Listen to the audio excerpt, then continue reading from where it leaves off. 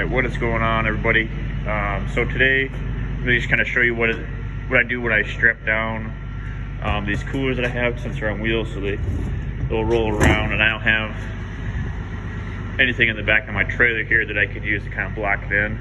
Usually what I'll do is, if I have a smaller pallet, like something like this, is I'll pull that pallet out, and then I'll stick the cooler behind there, and then push that pallet in behind the cooler. That way the cooler's not going to roll around. But sometimes you can't do that. Like, you don't have access to a pallet jack or whatever, or anything else to move a pallet around.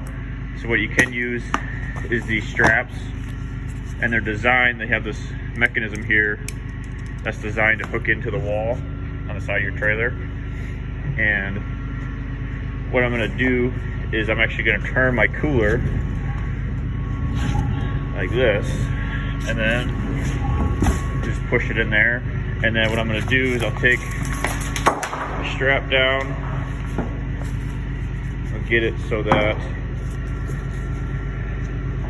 this strap's a little different than most straps. So what I want is, I want to make sure that this side's facing out, which means I want this end right here to go into the wall. And you want to, when you're doing these straps, you want to make sure the lever part is facing up. So what you'll do is, you'll stick it into the wall.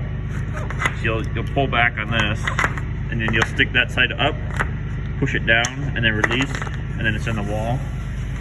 And then with this strap, you'll just kind of run it, you know, have one hand hold on it, and then you bring it over to this wall and do kind of the same process. And hopefully, it's a little tight.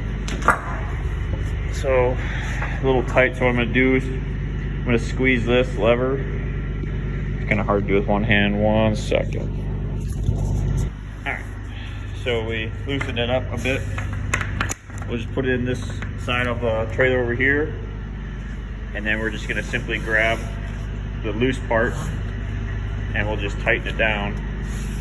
And I'm not really trying to, you know, wedge this in anywhere, this cooler.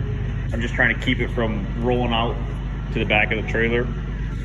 So that's kind of all I got to do. I mean, if I really wanted to, I could turn the cooler this way. The cooler kind of how it was at the beginning. And we're just gonna cinch it down.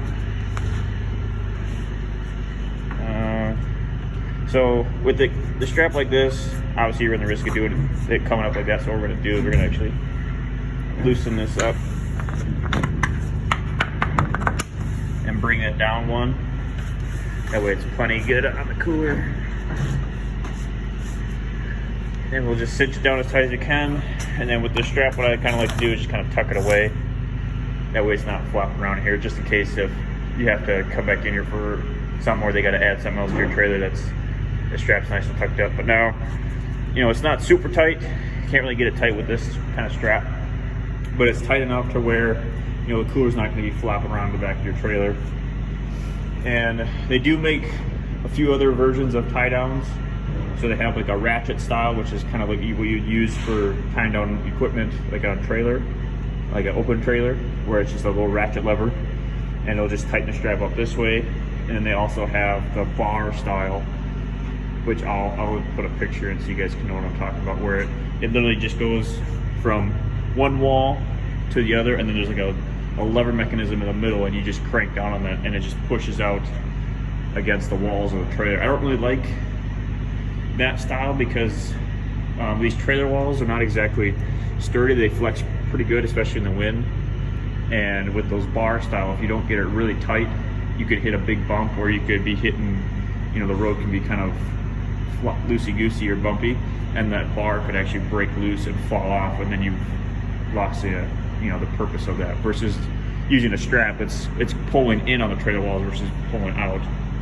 So these tend to do a lot better. They're a little bit more of a pain in the butt to kind of get set up, but at the end of the day, these take up a lot less space when you're done using them versus the bar style. They're like 8 feet, 9 feet long, and you can't really store them in the truck very well. So you either have to store them in the trailer or at the place you're dropping off. But that's all I got for you guys today for strapping stuff down. Make sure to like, comment, and subscribe, and I'll catch you in the next one. Peace.